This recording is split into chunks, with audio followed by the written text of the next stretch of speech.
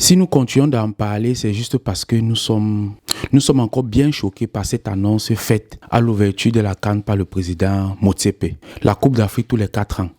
Président Motsepe, le président Motsepe fait savoir aux Africains que la Coupe d'Afrique organisée tous les 2 ans n'est pas assez rentable pour les différents pays qui l'organisent.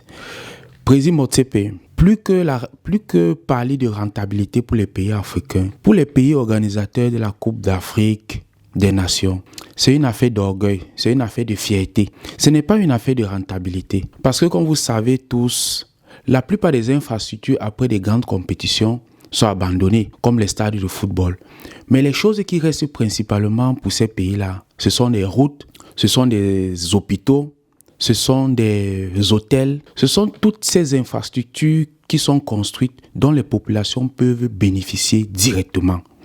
Donc parler de rentabilité pour les pays africains, ce n'est pas ça l'objectif principal d'un pays qui organise la Coupe d'Afrique. C'est vrai, une compétition comme la CAN devrait être rentable, bien rentable pour le pays qui l'organise. Mais lorsque vous parlez de organiser la Coupe d'Afrique tous les 4 ans, avez-vous pensé qu'il ne serait pas possible pour les pays africains de conquérir, de compétir avec les pays européens qui organiseront leur Coupe d'Europe, puisque la Coupe d'Europe s'organise tous les 4 ans. Et la Coupe d'Afrique est en train de monter en visibilité. La plupart des chaînes internationales essayent d'acquérir les droits d'auteur pour la diffusion des matchs de la Coupe d'Afrique. Lorsque vous allez mettre la Coupe d'Afrique tous les 4 ans, seront-ils encore capables de vendre leur image à ces différentes chaînes qui seront plus concentrées à préparer leur Coupe d'Europe ou encore la Coupe du Monde qui s'organise tous les 4 ans? Je ne vois pas une chaîne européenne, puisque ce sont elles la plupart qui nous diffusent les matchs des Coupes d'Afrique. Vont-elles encore acquérir les droits d'auteur et pouvoir parler véritablement de la Coupe d'Afrique des Nations? Donc, Monsieur Motsepe, la Coupe d'Afrique tous les 4 ans, c'est vraiment tuer le football africain. Et vous êtes en train de nous dire qu'il serait important pour le Cameroun, par exemple, qu'il serait important d'attendre 4 ans avant de découvrir un Chez Malone, avant de découvrir un Koto, ou encore avant de voir un Baliba exposer son talent pour les Africains. Parce que depuis lors, il expose son talent pour les beaux yeux des spectateurs européens. Donc, pour la Coupe d'Afrique tous les 4 ans, nous ne sommes pas d'accord. Il y a plusieurs pays dont les fils ne jouent pas à l'international. Donc, vous dites à ces gens d'attendre 4 ans pour exposer leur talent. Non, M. Motsepe, revoyez cette idée. J'espère que c'est encore une idée qui est dans la coquille, qui ne sera pas appliquée, parce que cela sera vraiment la mort du football africain. C'est vraiment pas de cela dont on voulait parler aujourd'hui, parce que dans nos différentes vidéos, nous avons eu à parler de cette CAN tous les 4 ans et nous avons donné notre avis. Aujourd'hui, nous voulons parler un peu du sorcier blanc. Nous voyons que ça persiste encore dans certains pays africains de penser qu'il peut exister le sorcier blanc. Nous disons que si tous les pays africains participant à une Coupe d'Afrique utilisent tous des fils et frères du continent africain comme coach, bien évidemment qu'il y aura un vainqueur de la Coupe d'Afrique des Nations. Il y aura un vainqueur parce qu'il faut bien un vainqueur. Si vous allez prendre un sorcier blanc, pensant que si vous n'avez pas structuré votre football, c'est le sorcier blanc qui va venir vous faire gagner une Coupe d'Afrique, vous mentez. Regardez le Maroc avec ses U17, avec ses U20, avec son équipe première. Le Maroc est entraîné par un entraîneur marocain et ils ne font que gagner à toutes les compétitions.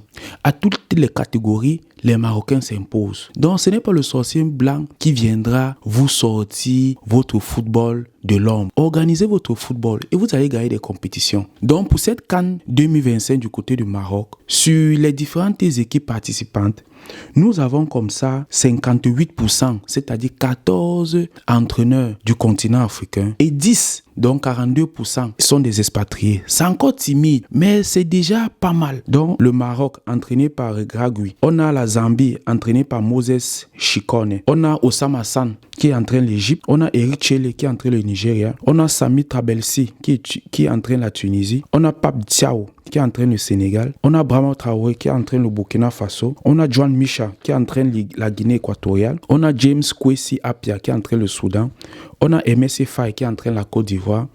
On a David Pago qui entraîne le Cameroun. On a Thierry Mouyuma qui entraîne le Mozambique. On a Morena Romoreboli qui entraîne le Botswana. Et maintenant, pour les expatriés, au niveau des Comores, on a Stefano Koussing. On a Tom Sinfield qui entraîne le Mali. On a Hugo Bros qui entraîne l'Afrique du Sud. On a Patrice Baumel qui entraîne l'Angola. On a Paul Put qui entraîne l'Ouganda. On a Miguel Gamondi qui entraîne la Tanzanie. On a Sébastien Desabre qui entraîne la RD Congo. On a Vladimir Petkovic qui entraîne l'Algérie. Et pour finir, on a Mario Marinika qui entraîne le Zimbabwe. Cher président des fédérations africaines de football, brisez ce mythe du sorcier blanc. Brisez ce mythe du sorcier blanc. Avec les frères et fils du continent africain, il est possible de gagner des matchs et de gagner des compétitions. Il reste seulement voir ce que le Niger a eu à faire jusqu'à présent. Il reste à voir ce que le Cameroun a eu à faire jusqu'à présent, ce que le Maroc a eu à faire, ce que l'Égypte a eu à faire, ce que la Tunisie a eu à faire. Allez vérifier. La plupart des équipes éliminées à l'heure où je vous parle sont des équipes entraînées par, entre guillemets, les sorciers blancs. Fini le mythe des sorciers blancs. Merci à Claude Leroy qui a fait à ce que ce mot puisse naître quand il entraînait le Cameroun dans les années 80. Oui, Claude Leroy a fait découvrir le football camerounais. Il a fait découvrir les talents camerounais. Oui, merci. Mais actuellement, nos différents ex-footballeurs s'entraînent et fréquentent dans les grandes institutions qui forment les entraîneurs, dont peuvent aussi compétir face à leurs ex-coéquipiers. Fini le sorcier blanc. J'espère que vous avez aimé. N'hésitez pas de vous abonner, de liker, de partager pour plus de vidéos. À très bientôt.